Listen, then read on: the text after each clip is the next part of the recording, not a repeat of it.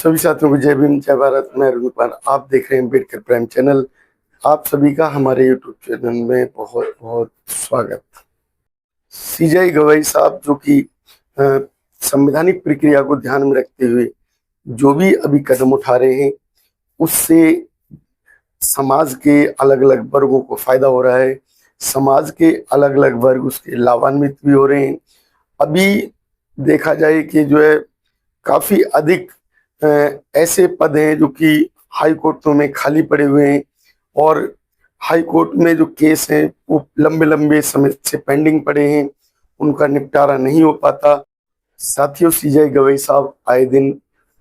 कुछ ऐसे काम कर रहे हैं जो कि चौंकाने वाले हैं और वो काम जो कि मनवादियों को बिल्कुल भी भाते नहीं। लेकिन जो सीजेआई गवाई साहब हैं वो संवैधानिक व्यक्ति हैं और संवैधानिक प्रक्रिया के आधार पर वो जो भी काम कर रहे हैं संविधान के अनुसार, संविधान के उन नियमों को, संविधान के उन प्रावधानों को ध्यान में रखते हुए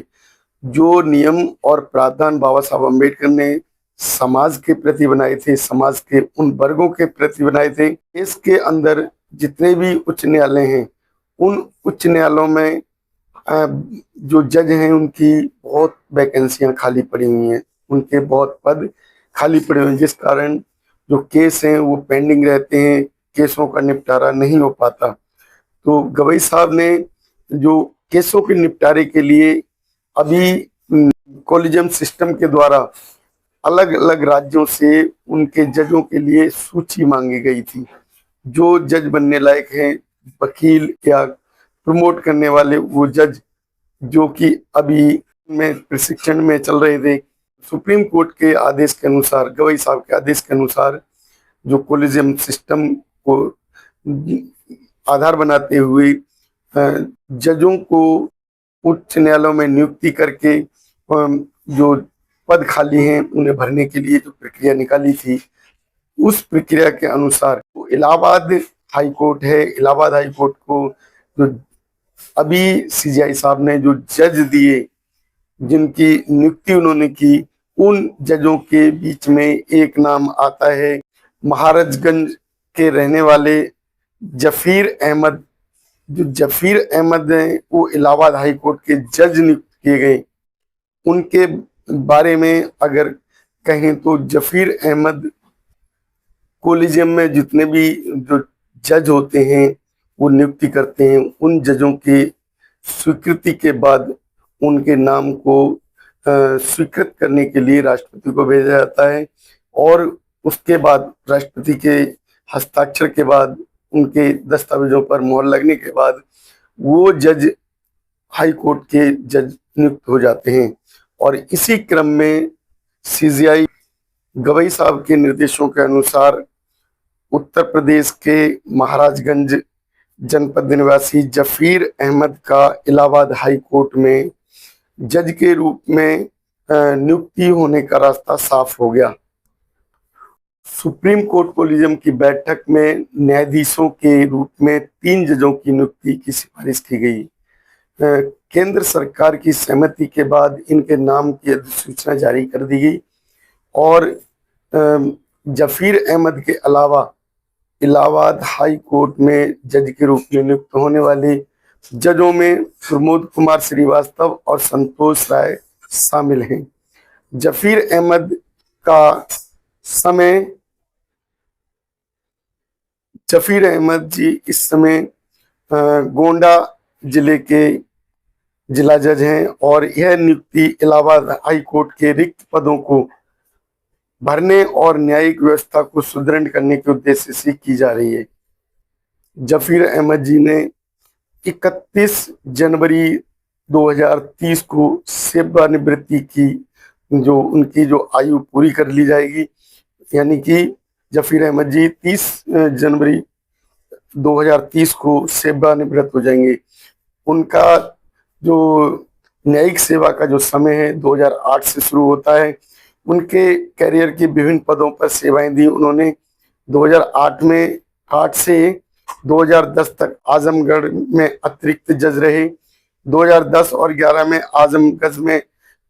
आजमगढ़ में स्पेशल जज के रूप में उन्होंने कार्य किया और उन्हें इसके बाद लखीमपुर खीरी, इटावा और प्रतापगढ़ के अतिरिक्त जिला जज के रूप में रहने का मौका भी मिला। 2019-20 में लखनऊ के वाणिज्यिक न्यायालय में पीठासीन अधिकारी रहे और 2020 से 22 तक बदायूं के जिला जज रहे।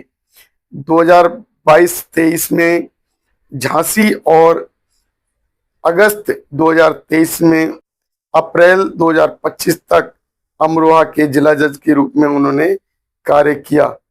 उनके द्वारा समाज के अलग अलग वर्गों को खुश किया जा रहा है। समाज के अलग अलग वर्गों को ध्यान में रखते हुए जो रिक्त पद हैं उनको भरने का काम किया जा रहा है। इसी क्रम में जो गवई साहब ने एक ऐसा पद भी भरा जो कि काफी समय से देखा जा रहा था कि उस पद को नजरअंदाज किया जा रहा था, उस वर्ग को नजरअंदाज किया जा रहा था, उनके समाज के प्रतिनिधित्व को उतना महत्व नहीं दिया जा रहा था। तो गवई साहब ने एक मुस्लिम जज को नियुक्त किया इलाहाबाद हाई कोर्ट में, और इलाहाबाद हाई कोर्ट में उस जज की नियुक्ति के बाद जो अभी की जो प्रक्रिया है वो प्रक्रिया निष्पक्ष प्रक्रिया उन्होंने अपनाई, संवैधानिक प्रक्रिया अपनाते हुए मुस्लिम जज को उसमें जो है इलाहाबाद हाई कोर्ट में नियुक्ति करने के जो प्रस्ताव भेजा, उस प्रस्ताव के बाद उसकी उनके सहमति मिलने के बाद, राष्ट्रपति के द्वारा उनकी अनुमति मिलने के बाद इलाहाबाद हाई कोर्ट में मुस्लिम जज की नियुक्ति कर दी जाएगी और मुस्लिम जज के रूप में जहीर अहमद उनका नाम उन्होंने नियुक्त किया। इससे जो मुसलमान समाज है, मुस्लिम वर्ग है, उसको हर्ष की अनुभूति होगी, क्योंकि जो गवई साहब हैं वो अलग अलग वर्गों का भी ध्यान में रखते हैं और अलग अलग वर्गों को ध्यान में रखते हुए जो फैसले ले रहे हैं उससे देश के सभी वर्ग जो कि खुश रह सकें, उनमें सभी वर्गों को समान न्याय व्यवस्था मिल सके। क्योंकि जिस वर्ग का प्रतिनिधित्व न्यायालय में नहीं होता उस वर्ग के प्रति न्याय की उतनी मिलने की गुंजाइश नहीं बनती, क्योंकि देखा यह जाता है कि दूसरे वर्ग के जो जज हैं वो कहीं ना कहीं एक ऐसी व्यवस्था का शिकार हो जाते हैं या सरकार के ऐसे दबाव के शिकार होने के कारण या कुछ ऐसी परिस्थितियों के कारण वो उन समाज के उन वर्गों के प्रति उस तरीके की व्यवस्था नहीं कर पाते जो उस समाज के वर्ग को करनी चाहिए। तो जो देखा जा रहा है कि समाज का जो वर्ग है वो पूरी तरीके से अभी जो खुश होना चाहिए, उसके न्याय मिलने की उम्मीद होनी चाहिए, वो नहीं देखी जा रही है। क्योंकि अभी जो गवई साहब हैं, गवई साहब ने जो अपना जो संवैधानिक प्रक्रिया को अपनाते हुए जो अभी पदों को स्वीकृति के लिए भेजा है, उस स्वीकृति में मुस्लिम नाम के आने से जो मुस्लिम समाज है वो उसके अंदर खुशी की लहर दौड़ी होगी। क्योंकि जो मुस्लिम समाज भी काफी समय से इस तरीके के पदों में वो नहीं पहुंच पाया था, उसको वंचित किया गया था। और जो अभी की जो सरकार है वो एक ऐसी व्यवस्था को दूर रखना चाहती है जो व्यवस्था हिंदू धर्म को दरकिनार करती है, जो व्यवस्था हिंदू धर्म से अलग है, जो समाज हिंदू धर्म से अलग है, उनके साथ भेदभाव होता है। तो जो ये भेदभाव वाली नीति है उस नीति को गवई साहब ने खत्म कर दिया। उस भेदभाव की जो अनुभूति है वो उस समाज के प्रति नहीं होगी अब, क्योंकि समाज को समान न्याय की जो प्रक्रिया है उसमें उसके भागीदारी करने का मौका भी मिलेगा और इससे उसके समाज के प्रति जो